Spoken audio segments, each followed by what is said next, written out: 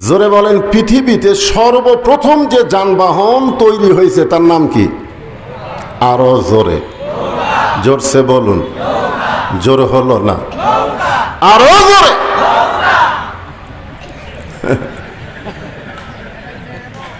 Gamma সাহেব যদি এ কথা শুনতে পায়, গামা,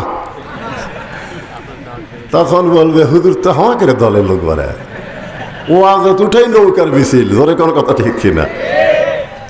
যে আল্লাহ তাআলা শারীরিক সুস্থতা সহকারে মানসিক প্রশান্তির জন্য এই কঠিন গরমে জান্নাতের বাগানে আমাদের কবুল করলেন, আমরা খুশি না বেজার? তাহলে জবান খুলে সমস্বরে সকলে বলবো, রব্বানা লাকাল হামদ হামদান কাসীরান তাইয়িবান মুবারাকান ফীহি। আমি এখানে এসেছি এশার নামাজের অনেক আগে, কিন্তু উঠতে উঠতে রাত অনেক বেশি হয়ে গেছে। একে তো গরম, তারপর আবার রাত বেশি।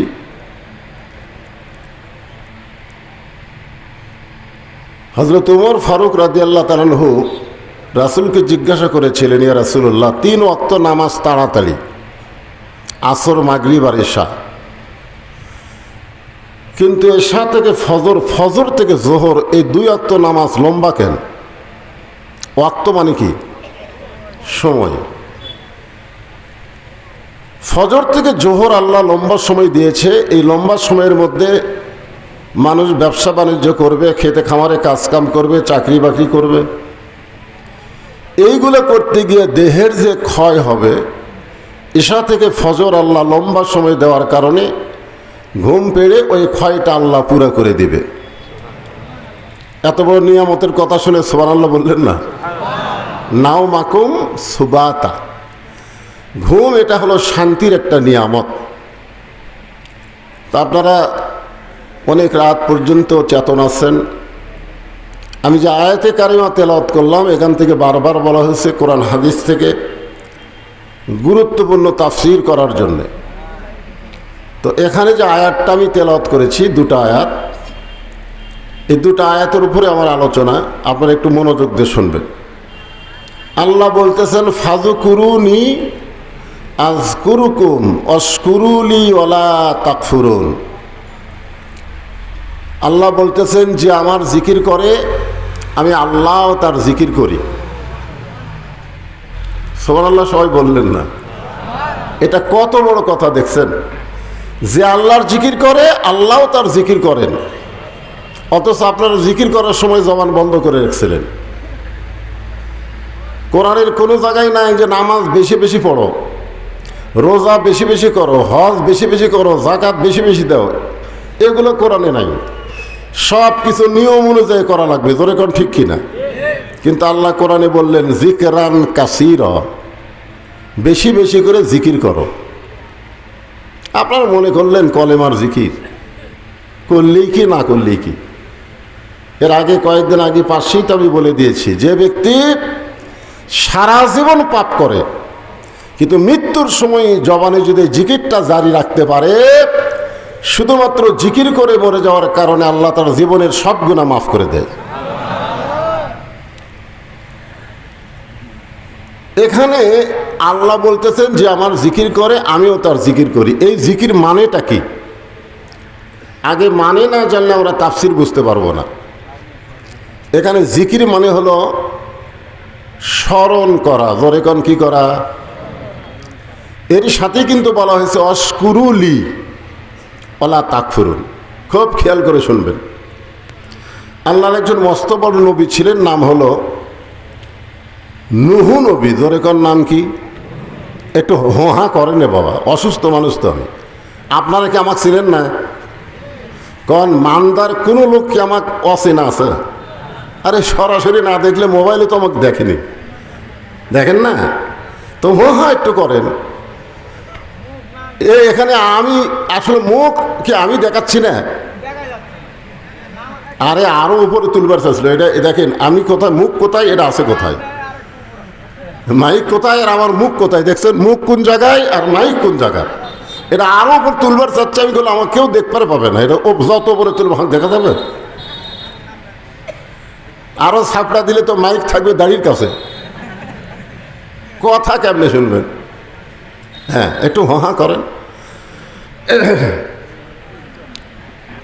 ওই নূহ নবী শুকনা জায়গায় একটা নৌকা তৈরি করতেছেন। জোরে বলেন, পৃথিবীতে সর্বপ্রথম যে যানবাহন তৈরি হয়েছে তার নাম কি? আরো জোরে, জোরসে বলুন। জোর হলো না, আরো জোরে।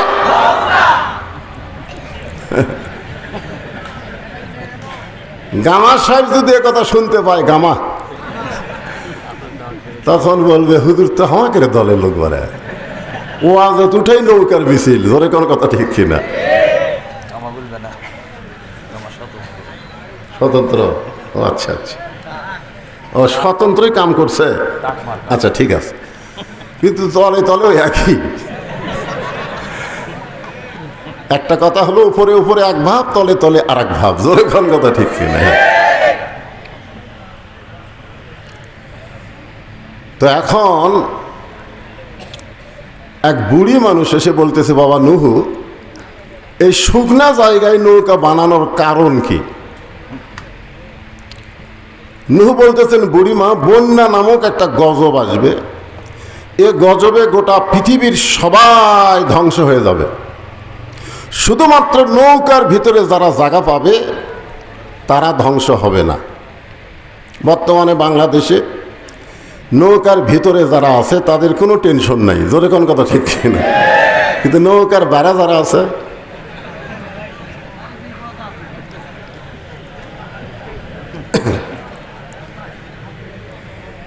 বুড়ি বলতেছেন, বাবা নূহ, এই ছোট্ট নৌকায় সবাই যদি উঠতে চায় বাঁচার জন্যে, এই নৌকার কি জায়গা হবে?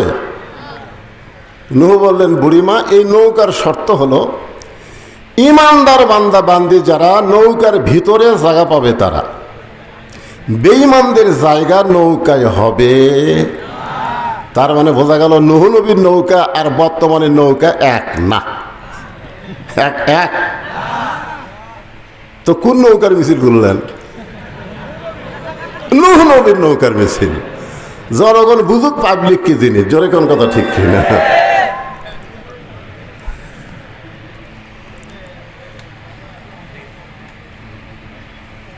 ইমানদার বান্দা বান্দি যারা নৌকার ভিতরে জায়গা পাবে তারা। সঙ্গে সঙ্গে বুড়ি বললেন, বাবা নূহ, আমি নৌকায় জায়গা নিবার চাই। নূহ বললেন, বুড়িমা, তাহলে আপনি পড়েন লা ইলাহা ইল্লাল্লাহু নূহ নবিয়ুল্লাহ। আচ্ছা, নূহ নবীর কলমা পড়তে আমাদের কোনো অসুবিধা আছে? এ লা ইলাহা ইল্লাল্লাহ পর্যন্ত সব নবীরই কলমা। ওই বাবা আদম থেকে আমাদের নবী পর্যন্ত সমস্ত নবীরাই লা ইলাহা ইল্লাল্লাহ। আপনারা যদি খ্রিস্টানও বলেন, খ্রিস্টানের লা ইলাহা ইল্লাল্লাহ ঈসা রুহুল্লাহ পর্যন্ত বলবে। যদি ইহুদি বলেন, লা ইলাহা ইল্লাল্লাহ মুসা কালিমুল্লাহ পর্যন্ত বলবে। কিন্তু মুসলমানকে যদি বলেন, মুসলমান সব নবীকেই ভালোবাসে। জোরে কোন কথা ঠিক কি না? ইহুদিরা মুসার পরে আর কোনো নবী মানে না, খ্রিস্টানেরা ঈসা নবীর পরে কোনো নবী মানে না, আর মুসলমানেরা মোহাম্মদ নবীর উম্মত হলেও সমস্ত নবীকে তারা সম্মান করে। জোরে কোন ঠিক কি না? এই জন্য ইসলাম ধর্মে কোনো কৃপণতা। তাহলে সবাই একটু ঝাঁকি দিয়ে বলেন, লা ইলাহা ইল্লাল্লাহু নূহ নবিয়ুল্লাহ। নূহ নবী বললেন, বুড়িমা, আপনার আর কোনো চিন্তা নাই। শোনালো বলেন, ইন্নাল্লাযীনা ক্বালু ربنا الله ثم استقاموا تتنزل عليهم الملائكة ألا تخافوا ولا تحزنوا وأبشروا بالجنة। আল্লাহ কিন্তু আমাদেরকে বলেছেন, আল্লাহ বলেছেন, নিশ্চয় যারা বলবে আল্লাহ আমার রব, এর প্রতি যারা অটল থাকবে, ইস্তেকাম থাকবে, তাতানাজ্জালু আলাইহিমুল মালাইকা, তাদের জন্য ফেরেশতার মাধ্যমে আল্লাহ খবর দিবেন, আল্লাহ তাখাফ, তোমাদের কোনো ভয় নাই, ওয়ালা তাহজান, তোমাদের কোনো চিন্তা নাই, ওয়া আবশিরু বিল জান্নাহ, বরং দুনিয়া থেকেই তোমরা জান্নাতের সুসংবাদ প্রাপ্ত হবে। ও বললেন, বুড়িমা আপনার আর কোনো চিন্তা নাই, বন্যা গজব যখন শুরু হবে তখন আপনার হাতটা ধরে আমি নৌকায় উঠে নিব। সঙ্গে সঙ্গে বুড়ি বললেন আলহামদুলিল্লাহ। নৌকায় হাত ধরে তুলবার চাইছে কে? জোরে এখন কে তুলবার চাইছে? আর বুড়ি প্রশংসা করলো কার? তাহলে আপনারা কি বুঝলেন? কোন নেতার প্রশংসা করা যাবে? কোন চামচা হওয়া যাবে? এখানে বুড়ির বলা দরকার ছিল, বাবা নুহু তুমি অত্যন্ত ভালো একজন মানুষ বাবা, ওই বিপদের দিনে তুমি আমাকে হাত ধরে নৌকায় উঠাবা, তুমি খুবই ভালো মানুষ। বুড়ি এখানে নুহু নবীর কোনো প্রশংসা করেনি। অশকুরুলি, প্রশংসা করতে হবে কার? আল্লাহ ছাড়া অন্য কারো প্রশংসা করা যাবে? অন্য কারো করলেই ওয়ালা তাকফুরুন। বন্যা গজব শুরু হয়ে গেল, গোটা পৃথিবীর পাহাড় পর্বত পর্যন্ত 40 দিন পানির তলে ডুবেছিল। এত পানি হিমালয় পর্বত পর্যন্ত ডুবে গেছে। অনেকে বলে গজব খালি এখনই হয়, গজব খালি এখন হয় না, আগেও হসা। কথা কন না কেন? পানির জন্য দোয়া কি আল্লাহ নবী করেনি? এই কথা কন করেনি? এইবারে পানির জন্য আমরা একটু নামাজ পড়া দোয়া করছি, অনেকে কয় হুজুরকে দোয়ার আল্লাহ শুনতেছে না, শুনতেছে না। গতকাল পানি হয়নি, একটা বাতাস উঠছিল। আপনাকে মনে কি হয়েছে? আল্লাহ রে আমাকে মাহফিল আগামীকাল, আল্লাহ যেন পানি না দেয়। জোরে কোন কথা ঠিক কিনা? আমরা দোয়া করি পানি দাও, মাহফিল আর কয় না দেখ। যারা ধান কাটতেছে তারা কয় আল্লাহ আরো 15 দিন পর পানি দাও। আল্লাহ এখন কার দিকে যায় কোন? তো আল্লাহ পড়ে গেছে বেকায়দা। জোরে কোন কি কায়দা? এক লোক বলতেছে হুজুর আপনারা যখন আদায় শুরু করছেন তখন আমার পাশের জমির লোক 2 মণ ধান দান করছে। আল্লাহ রাসূল বলেছেন আস-সাদকাতুল বালা, দান সদকা করলে বালা মুসিবত হয় না। তো ঝড় ঝড়টা আসলে ওর জমির ধান বাঁচলে আমারটা বাঁচবি, তো আমাকে দেওয়া লাগবে কেন? এটা কি দিল বারে ওয়াজ শুরু না করতে? আচ্ছা আচ্ছা ঠিক আছে, এটা ঠিক। আসসালামু আলাইকুম হুজুর, রুমালটা দিয়ে দেন। রুমাল মানে সব আদায় শেষ, খালি রুমালটা বাকি আছে। এই কয়েকদিন আগে যে ওয়াজ করলাম ওখানে আমি ওয়াজের আগে কিন্তু রুমাল দিয়েছিলাম, ঠিক কিনা বলেন? আজকেও কেমন সাইজ করে শুরু করতেছি, ইতিমধ্যে বললো আচ্ছা রুমাল আলা কি রেডি আছে? কোথায় রুমাল পাটি কুটি? তাহলে রুমাল পাটি নেমে যাও। আর যারা আপনারা বসে আছেন পকেটের মধ্যে হাত ঢুকে দেয়া কিছু বের করে রুমালের মধ্যে দেন, ওই টাকাটা আপনার নামে আল্লাহ জান্নাতের ব্যাংকে অ্যাকাউন্ট করে দিবে। যাই যা পারবেন আল্লাহর রাস্তে দিয়ে দেন। ওই যে রুমাল পাটি আল্লাহর রাস্তে দিয়ে দেন। আমার মায়েদের মধ্যেও রেডি আছে তো? আচ্ছা ঠিক আছে, মহিলারাই তো আচ্ছা। আমার মায়েদের মধ্যে মহিলারা আদায় করবে। গতকাল যেখানে আমার মাহফিল, গত রাত্রে আপনারা ইউটিউবে হয়তো দেখতে পাবেন, মহিলাদের মধ্যে আদায় করবার গেছে, যায় শুনে মহিলাকে আদায় শেষ। তো কে আদায় করলো? মানে কমিটির লোক যাওয়ার আগে কমিটি যারা গাঁজাখোর, হিরোইনখোর, ইয়াবাখোর, ওরা আদায় করে নিয়ে আউট। গত রাতের মাহফিল, কঠিন ব্যাপার। তো আজকে চিন্তা করেন মহিলাদের মধ্যে আপনাদের বিশ্বস্ত লোক দেন, কারণ এরকম কিন্তু হেরেনখোর, গাঁজাখোর এখন দিন দিন বাড়তেছে। তোর কোন কথা ঠিক কিনা?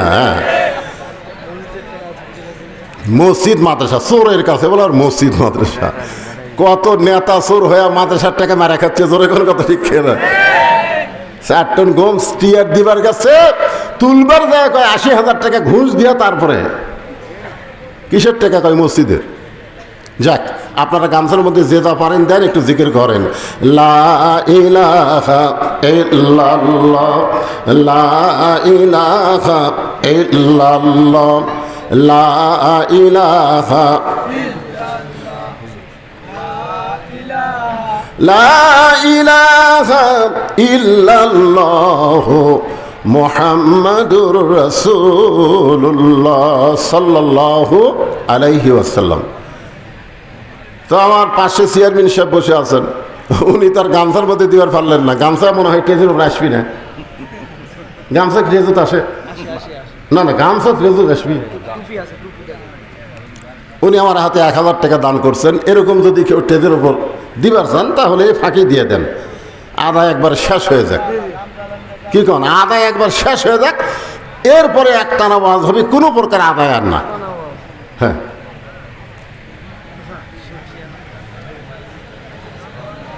এই তো মাশাআল্লাহ, একজন আর 100 টাকা দান করছে। আল্লাহ দানকে কবুল করেন। আল্লাহ একাধারে 40 দিন পর্যন্ত পানির নিচে, 40 দিন পর পানি যখন নিচে নেমে গেল, আস্তে আস্তে পানি শুকে যাচ্ছে। নূহ নবীর নৌকা জুদি পর্বতে এসে ভিড়ে গেল। আল্লাহ ডাকতে পারে, নূহ খবর কি? নূহ বলতেছে আলহামদুলিল্লাহ। আল্লাহ কয় নূহ খবর কি? নূহ বলতেছে কি? আলহামদুলিল্লাহ। আল্লাহ বলে নূহ কি খবর? নূহ বলতেছে আল্লাহ, নৌকার ভিতরে যারা জীবিত আছে তারা, আর নৌকার বাহিরে যারা ধ্বংস হয়েছে তারা। আপনারা কি বুঝলেন? নৌকার ভিতরে যারা কি রক্ষা পাইছে তারা, নিরাপদ আছে তারা, নৌকার বাহিরে যারা ধ্বংস হয়েছে তারা। আল্লাহ ডাক বলেন, নূরে তাহলে বুড়িটার খবর কি? নূহ বলতেছে আল্লাহ আমার মনেই নেই। এখন কি নাই? দেখছেন, কঠিন বিপদ যখন আসে তখন একটা নবী পর্যন্ত ভুলে যায়। আপনারা বলেন তো, হাসরের ময়দানের বিপদ সহজ না কঠিন? তাহলে ওই বিপদে পীর সাহেব মুরিদ খেয়াল থবি? আপনার ওখান থবে? কতগুলা বলে না, আমার কোনো টেনশন নাই, পীর ধরছি। নূহ নবী বলতেছে আল্লাহ আমার মনেই নাই। আল্লাহ বলে নূহ তাহলে বুড়ির খবর কি? নূহ বলতেছে সবাই যখন ধ্বংস হয়ে গেছে নৌকার বাহিরে, বুড়িটাও ধ্বংস হয়ে গেছে। আল্লাহ বলে নূহ আজগুবি কোনো কথা বলা যাবে না, কথা বলতে গেলে তদন্ত করে কথা বলতে হবে। সুবহানাল্লাহ। কম আজগুবি, আমাদের বাংলাদেশে আমরা আজগুবি কথা বলি। আজগুবি যে কোনো কথা আপনি বলবেন, কথা তদন্ত করে বলার দরকার আছে না নাই? জোরে কেন আছে, কথা কেন আছে না নাই? আজকে আমাদের বাংলাদেশে অনেক বিষয় আমরা কোনো তদন্ত করি না, বিনা তদন্তে আমরা রিপোর্ট দেই।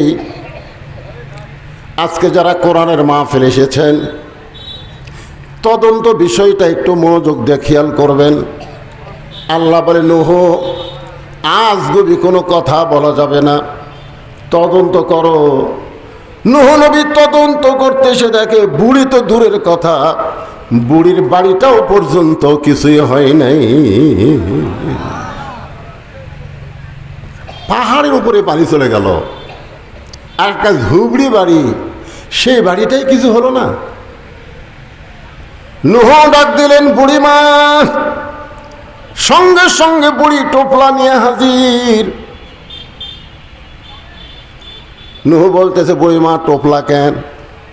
বুড়ি বলতেছে আগে থেকেই সাইজ হয়ে আছি, তুমি কখন ডাক দিবে আর গজব যখন আসবে তখন টোপলা সামাল করতে আমার দেরি হবে, সেদিন আগে থেকেই সাইজ। আল্লাহ বলতেছেন ইয়া আইয়ুহাল্লাযীনা আমানুত্তাকুল্লাহা হাক্কা তুকাতিহি ওয়া লা তামুতুন্না ইল্লা ওয়া আনতুম মুসলিমুন। আল্লাহ বলতেছেন মুসলমান না হয়ে মরো না। আমরা কখন মরবো কেউ জানি? এখন কেউ জানি? তাহলে আমরা যদি না জানি কখন মৃত্যু হবে, তাহলে মুসলমান আমাদের হওয়ার জন্যে আমরা টোপলা বান্দার মতন কি ঈমান আমল ঠিক রাখছি? আপনারা কি মনে করতেছেন? বর্তমান যে পরিবেশ বাংলাদেশে চলতেছে, এই পরিবেশে এখন যদি আজরাইল আমাকে জান কবজ করবার আসে, আমরা কি করব? ও বাবারে মারে, ও বাবা আজরাইলে। একটা গজলেতে আছে, এবারের মতন ফিরে যাও রে আজরাইল, মিনতি করিয়া কই তোমারে। নূহ বললেন, বুড়িমা বন্যা গজব শেষ হয়ে গেছে, বন্যা গজব শেষ হয়ে গেছে। সুবহানাল্লাহ কবেন না? ও বুড়িমা, তোমার কথা আমার মনেই নাই, তোমার কথা আমার মনেই নাই, বন্যা গজব শেষ। আমি শুধু তোমার কাছে জানতে চাই, গোটা দুনিয়ার সব কিছু ধ্বংস হয়ে গেল, তোমার ঝুবড়ি বাড়ি আর তোমার কিছুই হলো না। বুড়ি মুস্কি মুস্কি হাসে আর বলে, নুহুরে, আমি যখন আল্লাহর প্রতি ঈমান গ্রহণ করেছি, তখন ঈমান আমাকে বলে দিয়েছে দুনিয়ার সবাই তোমাকে ভুলে যাইতে পারে, কিন্তু আল্লাহ তোমাকে কোনোদিন ভুলবে না। আমাদের সবাই সবাইকে ভুলে যেতে পারবে, কিন্তু একজনই আমাদের ভুলবে না। তিনি কে? আরো জোরে বলেন, তিনি কে? তাহলে আমরা জিকির করব কার? ঠিক আছে ইমান? ঠিক আছে তো? কি মনে হচ্ছে কার জিকির হবে? চড়ে করে পরে বসে আছে আমাদের জাতির পিতা বাবা হাজর, রশি ধরে টানতেছে, নিচে নমরুদের আগুনের চুলা দাউ দাউ করে জ্বলতেছে। ফেরেশতা জিবরাইল এসে সালাম দিয়ে বলে, ওগো আল্লাহর নবী ইব্রাহিম, আপনি যে হারে কাঁদতেছেন, আপনার কান্না দেখে আমার দরদ হয়ে গেল। আপনি যদি চান, আল্লাহ আমাকে 600 পাকা দান করছে। জোরে কোন কয়শো? একটা পাকার বাতাস দিব, আগুনের চুলা সাগরে গিয়ে নিভে যাবে। যদি আপনি চান, আপনার কান্না দেখে আমার দরদ হয়। ইব্রাহিম বলে, জিবরাইল, আমি একটা বারও নমরুদের আগুনের চুলার দিকে তাকাই নাই। তাহলে কাঁদতেছেন কেন? বলে, কান্দার কারণ হলো আমার জন্ম দেওয়া বাপ, আমার জন্ম দেওয়া বাপ রশি ধরে টানতেছে আমাকে আগুনে ফেলে দেওয়ার জন্য। সন্তান যখন বিপদে পড়ে, বাবা তখন সন্তানকে সাহায্য করে। জোরে কোন কথা ঠিক কিনা? আর ভাগ্যগুণ আমি এমন একটা বাবার সন্তান, যেই বাবা আমাকে নমরুদের চুলের মধ্যে, আগুনের মধ্যে ফেলে দেওয়ার জন্য রশি টানতেছে। আপনারা বলেন তো, ইব্রাহিম নবীর বাবা মানুষটা কি ভালো না খারাপ? জোরে কোন, ভালো না খারাপ? আর আমাকে বাপ,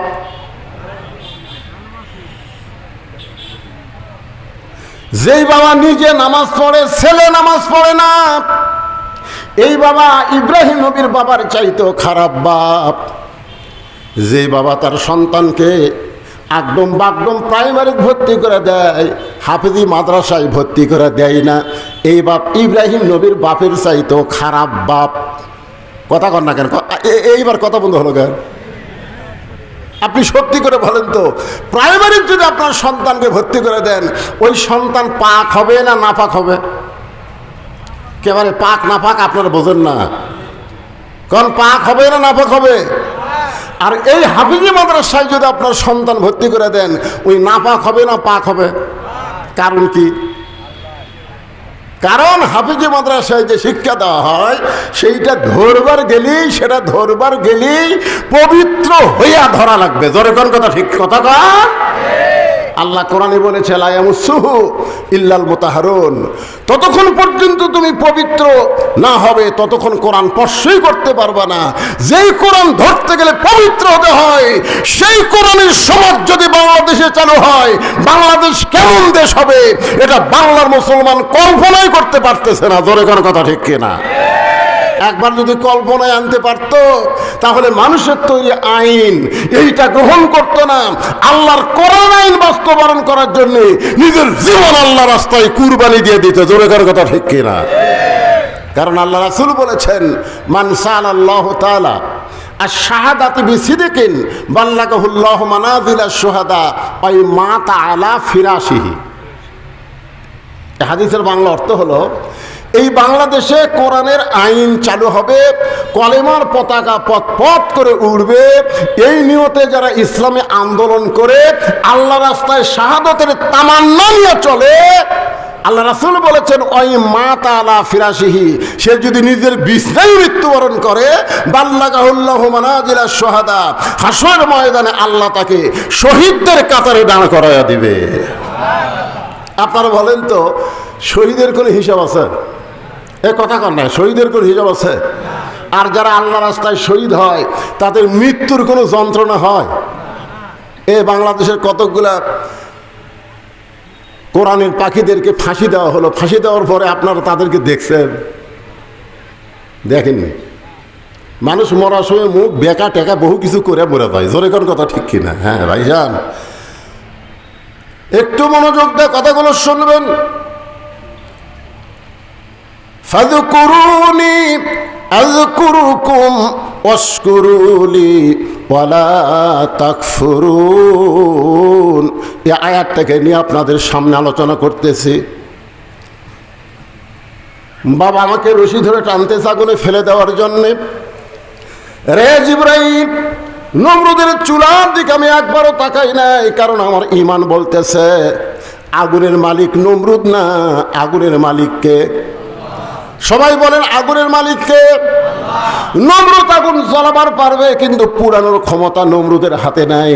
হাসবি আল্লাহ পড়েন, হাসবি আল্লাহ নিমাল ওয়াকিল অনিমাল মৌলা অনিমান নাসির। আল্লাহু আকবার কর না আপনারা, কি কথা রে বা? আমি শুনলাম এলাকাত নাকি কোরআনের দলের লোক বেশি, আর কোরআনের আয়াত তেলাওয়াত হয়, আল্লাহু আকবার কয় না। বাংলাদেশে বড় বড় দল যেগুলো আছে, যাকে আমরা বড় বড় দল বলি, এই বড় বড় দলের মধ্যে আল্লাহু আকবার নাই। জোরে কর কথা, ঠিক কথা কর না কেন? হ্যাঁ, ওরকে বহু মিছিল আমরা শুনছি, জীবনে কোনোদিন আল্লাহু আকবার শুনছেন? যদি কেউ ভুল করে আল্লাহু আকবার দেয়, ইচ্ছা করে তো দিবি না, ভুল করে যদি দেয় ও ঘাট ধরে বার করে দিবে। কিন্তু আমাদের দলের তো এই স্লোগান নাই। তা আপনারা কি সেই দলের মানুষ? তো কোরআনের আয়াত শুনলে ঈমান বাড়ে না কমে? একই কথা কয়দিন শুনবে? আল্লাহর কোরআনের আয়াতটাকে শোনেন, দেখি আপনাদের ঈমান কি বোঝে। ইন্নামাল মুমিনুনা আল্লাযীনা ইযা যুকিরাল্লাহু ওয়াজিলাত কুলুবুহুম ওয়া ইযা তুলিয়াত আলাইহিম আয়াতুহু যাদাতুহুম ঈমানা ওয়া আলা রাব্বিহিম ইয়াতাওয়াক্কালুন।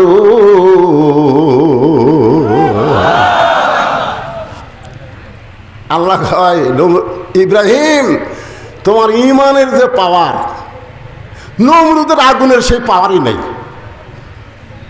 তোমার ঈমানের পাওয়ারের কাছে আগুনের পাওয়ার ঠান্ডা হয়ে গেল।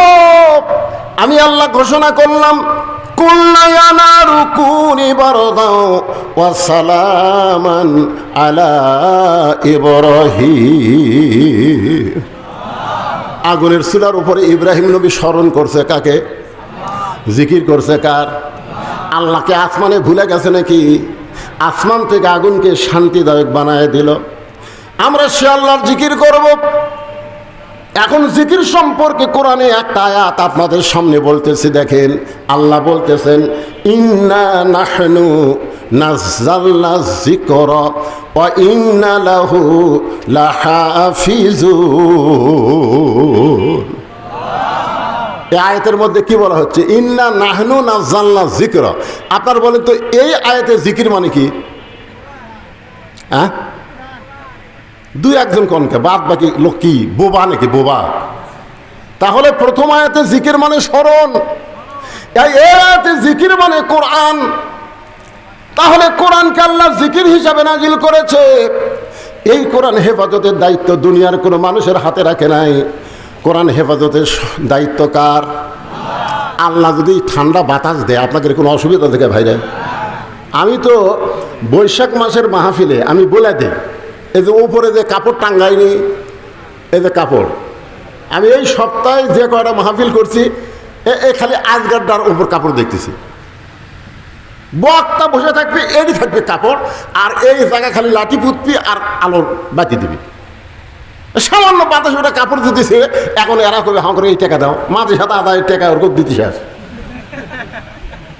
কারণ বৈশাখ মাসের বাতাস তো এ আক্কেল নাই, জোরে কোনো কথা ঠিক কিনা, ভিতরে ঘুরবি চাঙা দিয়ে উল্টে তুলে যায়।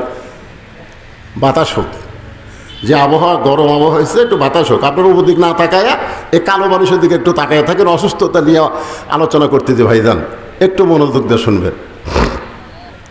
তাহলে এখানে জিকির মানে কি? ইন্না, আরেকবার কই, আরেকটা কই, তাহলে বুঝতে পারবেন। ইন্না নাহনু নাযালনা যিকরা ওয়া ইন্না লাহু লাহাফিজুন। এখানে জিকির মানে আপনার সবাই এক বাক্যে বলেন কোরআন, জোরে বলেন। এই কোরআন হেফাজতের দায়িত্ব কার? পৃথিবীর সমস্ত মানুষ যদি কোরআনের বিরুদ্ধে লাগে, আল্লাহ বলেছেন ইউরিদুনা লিউতফিউ নূরাল্লাহি বিআফওয়াহিহিম ওয়াল্লাহু মুতিম্মু নূরিহি ওয়ালাউ কারিহাল কাফিরুন। বাংলাদেশের সমস্ত মানুষ মুসলমান হয়েও যদি কোরআনের আইন না চায়, আল্লাহর কোনো ক্ষতি হবে না। জোরে কোন কথা ঠিক কিনা? আল্লাহর কোনো ক্ষতি হবে? কোনো ক্ষতি নেই।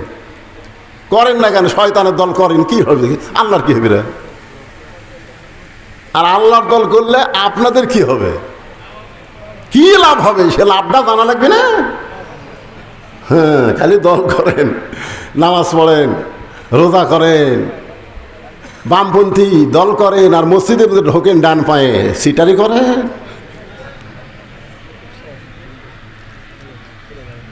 শোনেন, প্রথম একটা আয়াত নাজিল হলো, রাসূল তখন মদিনায় নামাজ পড়াচ্ছেন। আয়াতটা নামাজের মধ্যে আল্লাহ তাআলা রাসূলের উপর নাজিল করলেন, নামাজের ভিতরেই আল্লাহ ওহী নাজিল করলো। আয়াতটা হলো ইয়া আইয়ুহান নাবিয়্যু হারজিল মুমিনিনা আলাল কিতাল। আমার আগে শাফি ওয়াজ করলো না, শাফি খালি না, বাংলাদেশের অধিকাংশ বক্তারা এই ভুলটা করে। বলে মুনাফিক সর্দার হলো আব্দুল্লাহ ইবনে উবাই। আব্দুল্লাহ ইবনে উবাই হলো একজন সাহাবী। আব্দুল্লাহ ইবনে উবাই হলো একজন সাহাবী। উবাইয়ের বেটা আব্দুল্লাহ, উনি আব্দুল্লাহ ভালো মানুষ, কিন্তু উবাই ইবনে খলফ যিনি মুনাফিকের সর্দার, তার নাম হলো উবাই ইবনে খলফ। জোরে কোন নাম কি? আর এক জায়গাতে আছে উবাই ইবনে সলুল। হ্যাঁ, উবাই ইবনে সলুল না উবাই ইবনে খলফ। আর আব্দুল্লাহ ইবনে উবাই একজন সাহাবী। আর আমরা একটা সাহাবী খেলে মুনাফিক মুনাফিক বলে যাচ্ছি। আমার কথা কি বুঝতে পারছেন? হ্যাঁ, তো উবাই ইবনে খলফ সামনে কাতারে নামাজ পড়ে, টুপি ঠিক, দাড়ি ঠিক, জুব্বা ঠিক, পাগড়িও ঠিক। এখানে আবু বকর রাদিয়াল্লাহর পাশে নামাজ পড়ে। আয়াত যখন নামাজের মধ্যে নবীর উপর নাজিল হলো, তখন নবী নামাজের সালাম ফিরায় সাহাবীর দিকে মুখ করলেন। মুখ করে বললেন, সাহাবীরা, আল্লাহ পাক একটা আয়াত আজকে নামাজের মধ্যে আমার উপর নাজিল করেছে। সাহাবীরা তো আশ্চর্য হয়ে বললেন, হুজুর, আল্লাহ কি আয়াত নাজিল করলো আপনি আমাদের বলেন। আল্লাহ নবী বললেন, তাহলে সাইজ হয়ে তোমরা শোনো, এই আয়াতটা হলো সাইজ হওয়ার আয়াত। জোরে কোন কি হওয়া? সাইজ হওয়া।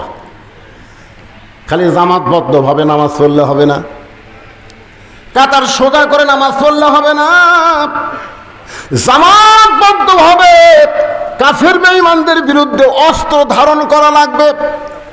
কারণ মক্কার কাফেরেরা যে কোনো সময় মদিনা আক্রমণ করতে পারে, আর মদিনা আক্রমণ করলে ইন্নাল্লাহা মা'আস সাবিরিন, ধৈর্যশীলদের সঙ্গে আল্লাহ আছে।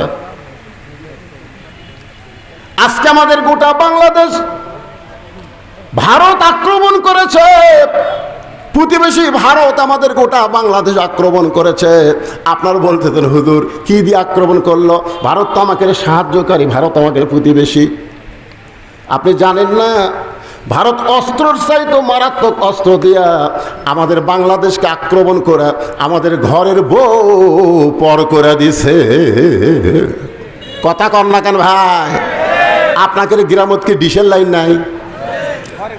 আপনি যাই আজকে ভোগ করবেন যে বলছিস এত ওয়াজ শুনিস, অমুক বক্তার এত ওয়াজ শুনিস, পর্দার এত ওয়াজ শুনিস, আজ থেকে ভারতের 2টা চ্যানেল বাদ দিবি, স্টার জলসার জি বাংলা, এই 2 চ্যানেল দেখা হবে না। খালি এই কথা কবেন, দেখবেন তো বউ আপনার পক্ষে আছে না চ্যানেলের পক্ষে গেছে। আপনি খালি এটা খেয়াল করবেন।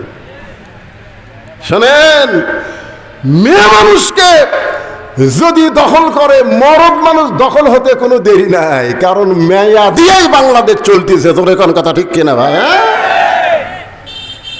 কিভাবে দেখছেন? ভারত আমাকে যুদ্ধ করা লাগবে কে রে? এমনভাবে মাল দিয়ে দিচ্ছে আমাদের ছেলেমেয়েকে, যুবকদেরকে, যুবকগুলো সব নষ্ট হয়ে গেছে। একটু মনোযোগ দিয়ে কথাগুলো শুনবেন। যদি মক্কা মদিনা আক্রমণ করে, দোয়া দরুদ দিয়া মদিনা রক্ষা করা যাবে না। ওই কাফের বেঈমানদের বিরুদ্ধে অস্ত্র ধারণ করা লাগবে, যুদ্ধ করা লাগবে। সুবহানাল্লাহ। সমস্ত সাহাবীরা বলতেছে, হুজুর আমরা এক পায়ে রাজি। কারণ আল্লাহ যখন বলেছে অন্যায়ের বিরুদ্ধে যুদ্ধ করতে আমরা এক পায়ে রাজি, কিন্তু উবাই ইবনে খালদ ও সামনে কাতারে টুপিওয়ালা দাড়িওয়ালা ও নবীর কাছে গিয়ে বলতেছে, হুজুর এইটা না গন্ডগোলের আয়াত? আপনারা বলেন তো, ইসলামী আন্দোলনের আয়াত এটা কি গন্ডগোলের আয়াত? কথা কন না কেন, এটা কি গন্ডগোলের আয়াত? নবী চমকে বললেন, স্বয়ং আল্লাহ তাআলা যে আয়াত নাজিল করলো, আমার 1 নম্বর মুসল্লি বলতেছে গন্ডগোলের আয়াত। সঙ্গে সঙ্গে আল্লাহ তাআলা আবার আয়াত নাজিল করলেন, ওয়ামিনান নাসি মাইয়াকুলু আমান্না বিল্লাহি ওয়া বিল ইয়াউমিল আখিরি ওয়া মা হুম বিমুমিনিন।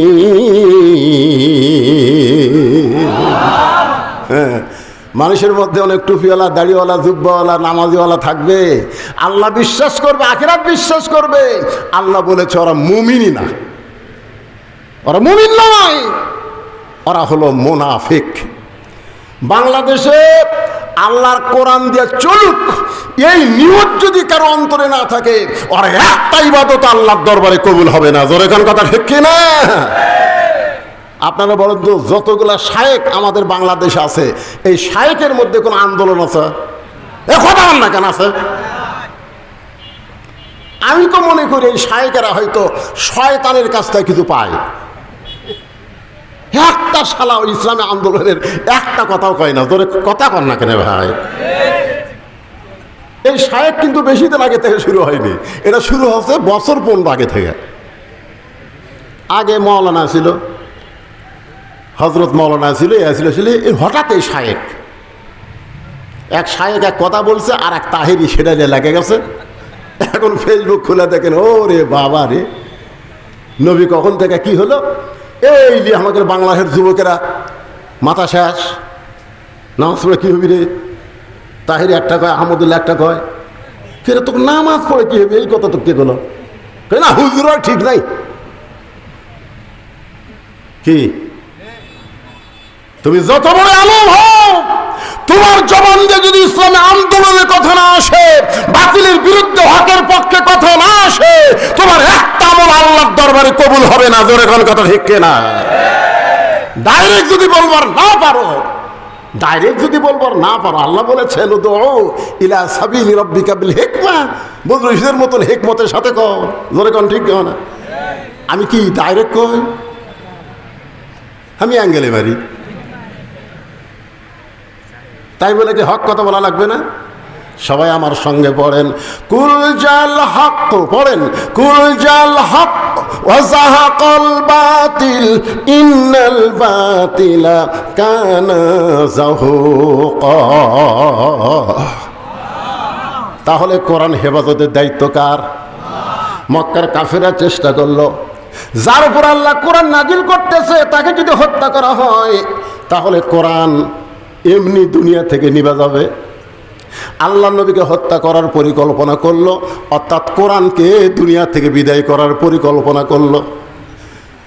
গভীর রাত্রে মক্কার 37টা গোত্রের 37 জন নেতা আল্লাহ নবীর বাড়ির চারিধার ঘেরাও করলো এই জিকিরকে হত্যা করার জন্যে। আসলে নবী হত্যা না, আল্লাহর কোরআনকে দুনিয়া থেকে নিপাত করার চেষ্টা করলো। আমার কথা কি বুঝবার পারতেছেন?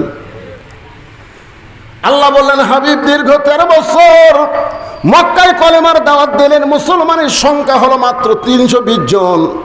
এইরকম দাওয়াত দেয় ইসলামের বিজয় সম্ভব না। ওরা যখন চাচ্ছে কোরআনকে নিপাত করতে, আপনাকে হত্যা করতে, আপনি গভীর রাত্রে মক্কা থেকে মদিনায় হিজরত করেন। ওই কাফেরদের চোখ ডাঙ্গায়া আল্লাহ নবী আবু বকরকে সঙ্গে করে মদিনায় চলে আসলেন। মাত্র 8 বছর পর আল্লাহ তাআলা যেই মক্কা থেকে নবীকে মদিনায় পাঠাইছিলেন, ওই মক্কা আবার বিজয় দিয়ে দিলে। সবাই পড়েন আমার সঙ্গে, ইজা জা আনাসরুল্লাহি ওয়াল ফাতুহ ওয়া রাআইতান নাসা ইয়াদখুলুনা ফি দীনিল্লাহি আফওয়াজা ফাসাব্বিহ বিহামদি রাব্বিকা ওয়াস্তাগফির ইন্নাহু কানা তাওয়াবা। এখন আপনাদের কাছে আমার একটা প্রশ্ন, সে প্রশ্নটা হলো, আপনারা বলেন তো, মক্কায় রাসূল কত বছর কলেমার দাওয়াত দিছে? আচ্ছা, আপনারা কি আমার কথা বুঝবার পারতেছেন না, না রাগ করে উত্তর দিচ্ছেন না? কোনটা? কথা কন না, কথাগুলি তো সওয়াব। 13 বছর দাওয়াত দিয়ে মুসলমানের সংখ্যা হলো মাত্র 320 জন। তার মধ্যে 17 জনকে ওরা মারাই পিটাই মারিছে। 320 জনের মধ্যে কয়জন মারছে? 17 জনকে ওরা পিটাই মারিছে পারে। তাহলে 13 বছরের আয় হলো 303 জন। এই 303টা আয় নিয়ে নবী হিজরত করলেন মদিনায়। মদিনায় 8 বছরে 10,000 সাহাবী নিয়ে মক্কা বিজয় হয়ে গেল। তাহলে 13 বছরে 320 জন আর 8 বছরে 10,000। কোন ইসলাম? মক্কার ইসলাম না মদিনার ইসলাম? কোনটা চান আপনারা? কথা কয় না। মক্কার ইসলাম খালি পিটন খাওয়া, আর মদিনার ইসলাম খালি পিটন খাওয়া না, মারবো। হ্যাঁ, আজকে বাংলাদেশে মক্কার ইসলাম চলতেছে খালি পিটন খাওয়ারটা। ধরে কোনো কথা ঠিক না? পিটন দেওয়ার ইসলাম নাই ভাই রে। যারা ইসলামে আন্দোলন করতেছে তারাও হিকমত অবলম্বন করতেছে। এই যে সামনে নির্বাচন, একজনও যায়নি। হিকমত করতে করতে আমি এক ওয়াজে বলি, চোর আসে চুরি করতেছে আর ওই হিকমত অবলম্বন করছে, ইন্নাল্লাহ মা'আস সাবিরিন, ধৈর্যশীলদের সঙ্গে আল্লাহ আছে। এই কয়ে ধৈর্য ধারণ করতেছে, এদিকে চোর সব নিয়ে চলে গেছে। ওই হিকমতে আছে, ওই হিকমতে আছে।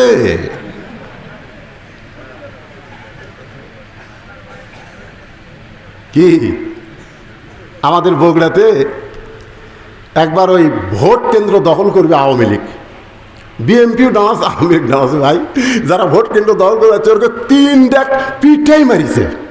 এই মারা মাত্র 1 জায়গাত মরিছে, সঙ্গে সঙ্গে গোটা কাহারমন্দি গ্রাম আর কোনো গ্যাঞ্জাম নাই।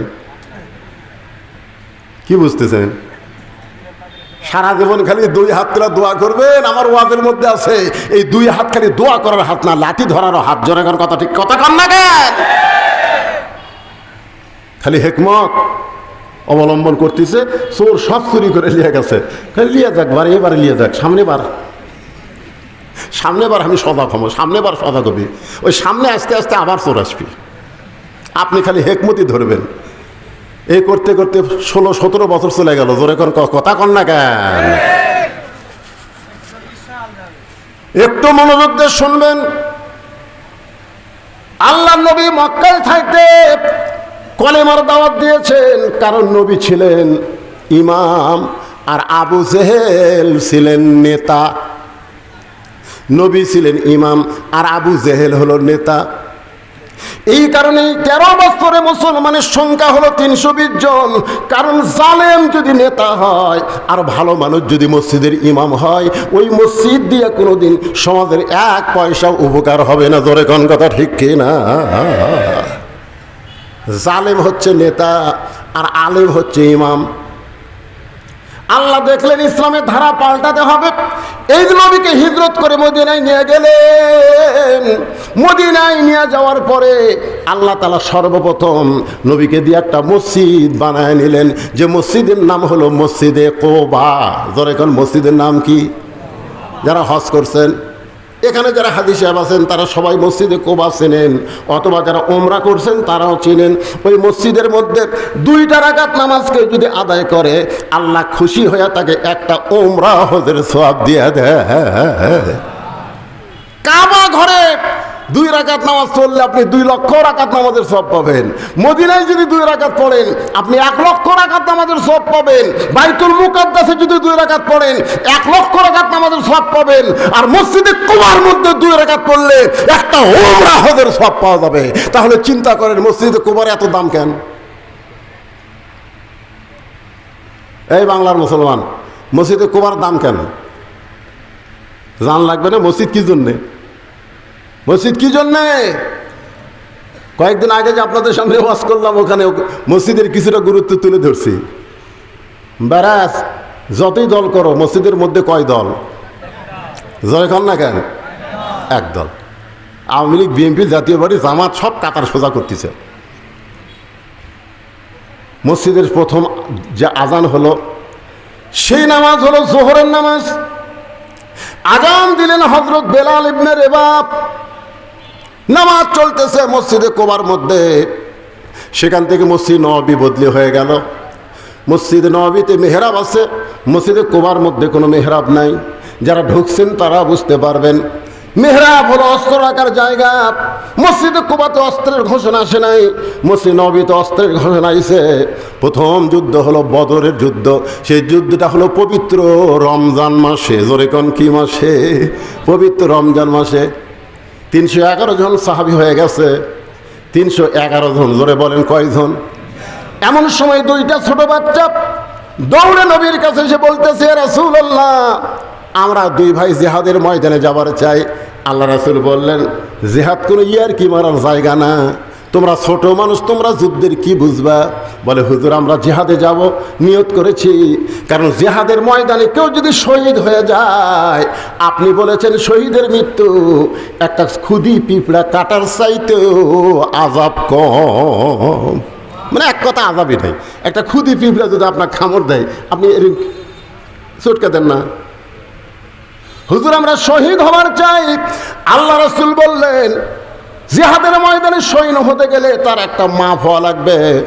বেলাল দেখে মাপের কাঠি নিয়ে আসো। একজনের নাম হলো মুআফেজ, আর একজনের নাম হলো মুয়াজ। মুয়াজ আর মুআফেজ 2 ভাইয়ের। মুয়াজকে মাপের মধ্যে নিয়ে আসা হলো। মাপে দেখা গেল 5 ফুট লম্বা হয়ে গেছে। আল্লাহ রাসূল বললেন, মুয়াজ তুমি লম্বাই হলো 5 ফুট, তোমাকে জিহাদের ময়দানে যাওয়ার হুকুম দেওয়া হলো। মুআফেজ বলতেছে, ইয়া রাসূলুল্লাহ ও লম্বা হবার পারে কিন্তু আমার চাইতে ওর শরীরে শক্তি কম।